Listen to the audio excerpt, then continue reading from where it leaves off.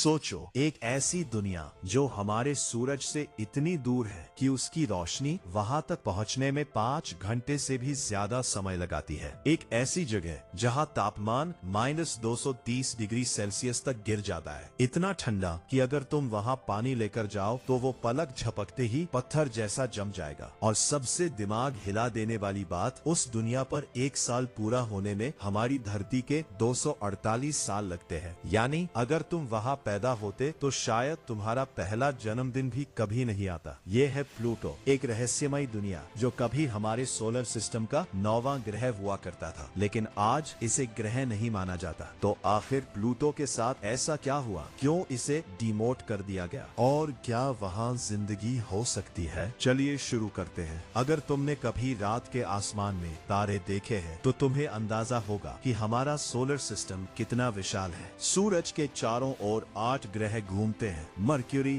Venus, अर्थ, Mars, Jupiter, Saturn, Uranus और Neptune. लेकिन एक समय था जब इस लिस्ट में एक और नाम शामिल था, प्लूटो। कहानी शुरू होती है साल 1930 से। एक 23 साल का नौजवान एस्ट्रोनॉमर क्लाइड टॉम्बो एरिजोना के लोवेल ऑब्जर्वेटरी में काम करता था। उसका काम था आसमान की तस्वीरें लेना और उनमें कुछ नया ढूंढना। वो अलग अलग दिनों की तस्वीरों को तुलना करके देखता था। अगर कोई चीज अपनी जगह बदलती दिखती तो इसका मतलब वो कोई तारा नहीं बल्कि कोई चलता हुआ ऑब्जेक्ट है। 18 फरवरी 1930 को उसने कुछ ऐसा देखा जिसने इतिहास बदल दिया। एक छोटी सी रोशनी जो अपनी जगह बदल रही थी, और वो नेपच्यून से भी आगे थी। कुछ ही हफ्तों बाद 13 मार्च 1930 को दुनिया को बताया गया एक नया ग्रह खोज लिया गया है। अब बारी थी उसका नाम रखने की। इंग्लैंड की 11 साल की एक लड़की वेनेशिया बर्नी ने सुझाव दिया प्लूटो। रोमन मिथोलॉजी में प्लूटो अंडरवर्ल्ड का देवता था, एक अंधेरी दूर दुनिया के लिए बिल्कुल सही नाम। और इसी तरह प्लूटो हमारे सोलर सिस्टम का 9वां ग्रह बन गया।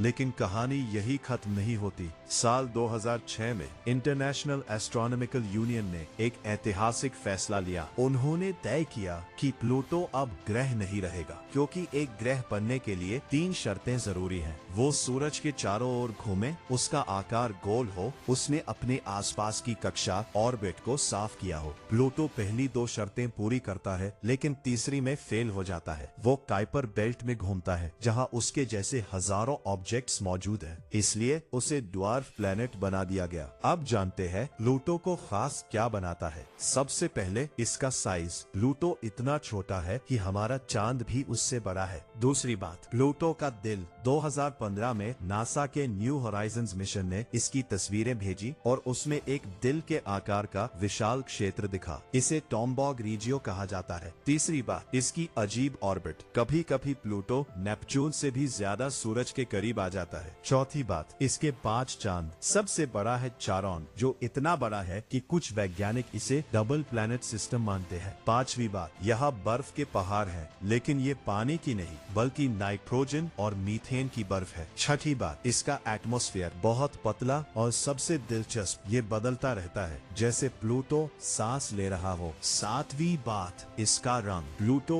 लाल भूरा दिखता है क्योंकि वहाँ थोलिन्स बनते हैं। अब सबसे बड़ा सवाल, क्या प्लूटो पर जिंदगी हो सकती है? अगर हम इंसानों जैसी जिंदगी की बात करें तो जवाब है नहीं। लेकिन कुछ वैज्ञानिक मानते हैं कि प्लूटो की सतह के नीचे एक छुपा हुआ महासागर हो सकता है। अगर वहाँ पानी है और थोड़ी गर्मी भी, तो माइक्रोबायो लाइफ की संभावना को पूरी तरह नकारा नहीं जा सकता। अब बात करते हैं एक ऐतिहासिक मिशन की, न्यू होराइजन्स। यह 2006 में लॉन्च हुआ और 9.7 साल बाद 2015 में प्लूटो तक पहुंचा। इसने हमें पहली बार प्लूटो की असली झलक दिखाई। दिल के आकार का क्षेत्र, बर्फ के पहाड़, ग्लेशियर, सब कुछ। और सबसे बड़ी खोज, प्लूटो जिंदा है, यानी वहाँ अभी भी भूगर्भीय गतिविधियां हो रही है। तो आखिर प्लूटो इतना खास क्यों है? क्योंकि ये हमें सिखाता है कि ब्रह्मांड हमारी सोच से कहीं ज्यादा बड़ा और रहस्यमय है। ये हमें याद दिलाता है कि साइंस कभी फिक्स नहीं होती, वो बदलती रहती है। और शायद एक दिन हम प्लूटो तक पहुँचे और खुद उस दिल वाली दुनिया को देखें। प्लूटो सिर्फ एक दूर का बर्फीला गोला नहीं है, ये एक कहानी है खोज की, जिज्ञासा की और उन रहस्यों की जो अभी भी ब्रह्मांड में छुपे हुए हैं।